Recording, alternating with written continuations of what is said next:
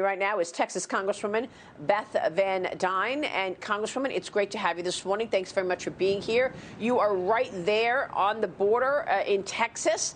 What can you tell us about the situation today? Well, I want to tell you, it's crazy what we're seeing. We're seeing thousands upon thousands of illegal immigrants pouring into this country, basically at the invitation of the Biden administration. You know, they're being offered checks, they're being offered health insurance, they're being offered pretty much everything, including housing. And then we're surprised that during his campaign, when Biden said he's going to open the borders, now we're somehow surprised that this is a created crisis, and we shouldn't be surprised at it at all. But I'll tell you, at the same time, when we're trying to open up the country, having this at our southern border is crazy. Yeah, I mean, you make the right points in terms of all of these people coming and thinking that now is the time to get into America. Assess for our audience what the implications are, because this is not only taking opportunities and potential jobs away from Americans, but it is also a major national security issue, isn't it?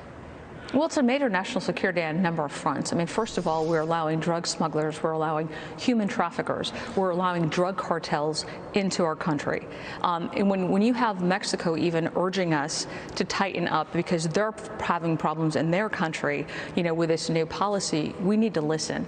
And we see it in our communities every day. And as we're sitting here trying to fight a pandemic, this administration is knowingly allowing people into this country illegally that are carrying COVID-19, which is a direct violation to Title 42, which basically says we're not going to import the COVID-19 virus into our country.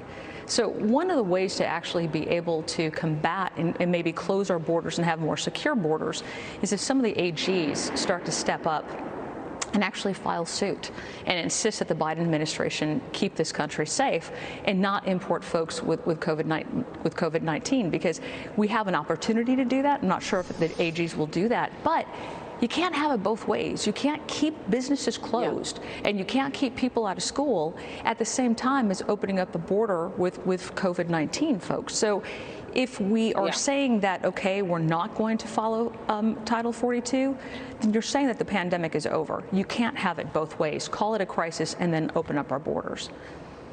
Yeah, I was watching Fox last night, and a border official said that we have a major heroin problem in this country, heroin and teenagers, and it starts at that border. That's where the heroin is coming in.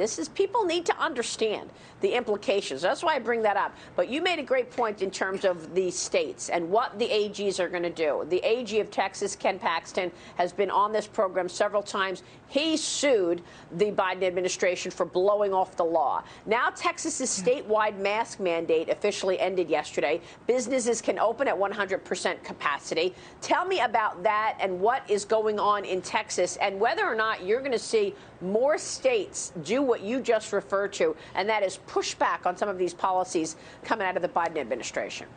You're seeing elected officials in red states who are listening to the constituents. You know, I myself have been around, and I've had meetings with small business owners who are desperate to open. I've had meetings with parents who are desperate to get their kids back in school. And you've got elected officials who are listening to them, saying this pandemic we have been forcing these things closed. We've been forcing schools closed. We've been forcing businesses out of work now for 12 months. It's time we reopen the economy. We're giving out 6 million vaccinations. In Texas alone, thousands of people are being vaccinated every day. We have protocols in place to keep people safe. We have to open up the economy.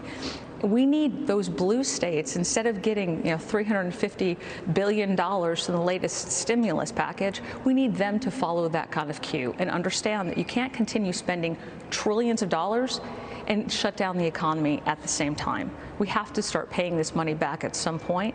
And right now it's on the backs of working families, small business owners that have put their life savings into these businesses. We're seeing it every day. We have to reopen the economy, and we have to be careful. And opening up our borders is doing none of those things.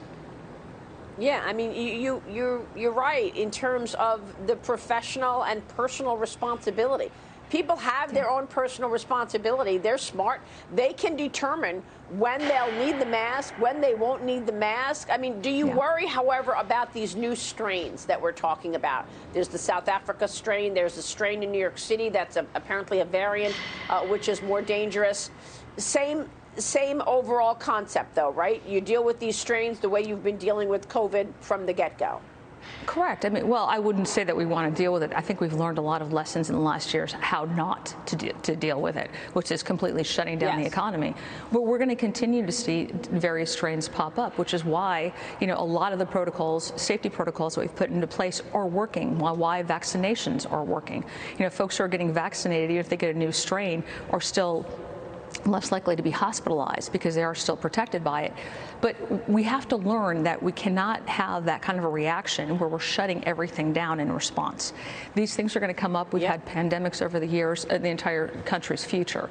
We've never reacted like this. I think years later, when we look back on our reaction to this, we're going to see how troubling it is long term for these kids, for example, who've been out of school for the last year. We've robbed an entire generation right now of their ability to be able to be successful in the future. Oh, yeah, and make no mistake, these kids will be at a disadvantage. When they go looking for a job, they're going to have fewer opportunities than those that had the opportunity to be in school, in-school learning. Congressman, we'll keep watching. You make some great points. We so appreciate you joining me this morning. Come back soon. Thank you so much. Beth Van Duyne joining us in D.C. this morning. Thank you so much.